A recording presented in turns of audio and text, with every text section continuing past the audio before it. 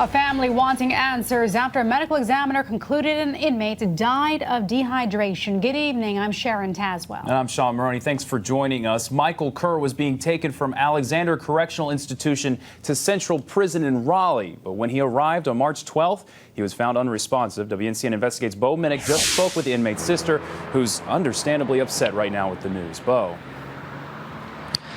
Hi, Sean. The medical examiner has released the autopsy on this case that ended here at Central Prison in Raleigh, and it says that Kerr died again from dehydration. Tonight, his family is asking how something like that could happen.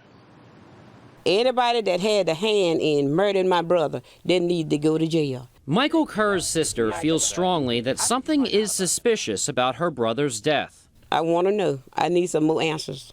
Brenda Lyles says she knew something wasn't right with her brother long before his death. She wanted him to go to a mental hospital. Kerr was convicted in 2011 of being a habitual felon. When prison officials transported him to Central Prison, where there is a mental unit, he arrived unresponsive. The autopsy report says he died from dehydration. On the 3rd and the 4th, I was calling the prison and fighting for my brother. And they said they were going to get him some medical attention, but they didn't do it. The State Department of Public Safety tells us 7 people in the prison system, including nurses and a captain, were fired and 2 others resigned. A DPS spokeswoman tells us Kerr was separated from the rest of the prison population from February 5th through his death on March 12th, including a period of what's called disciplinary segregation. The autopsy indicates Kerr's psychiatric history was indicative of schizoaffective disorder, but says he was not being treated for it. The medical examiner also says their office did not get enough information to determine why Kerr was dehydrated and if water was being withheld from him. For Lyles, she just wants answers. Why was they fired and some resigned if my brother died from dehydration?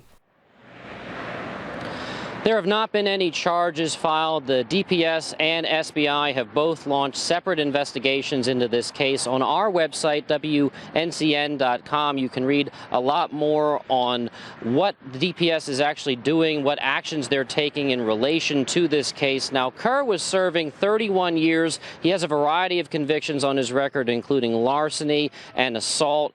His sister says that he started showing signs of mental illness after 2 of his sons were murdered. And she says that right now his wife is hiring an attorney. Back to you. All right, our Bo Minnick reporting tonight. Still a lot of questions. Bo, thank you. And tonight at 11, we'll take a closer look at how inmates with mental health concerns are treated in our prisons. You can find out much more about this story as well as all of our investigative reports online, WNCN.com. Just look under the Investigates tab. You can also get them on the go by downloading our news app. Just search WNCN.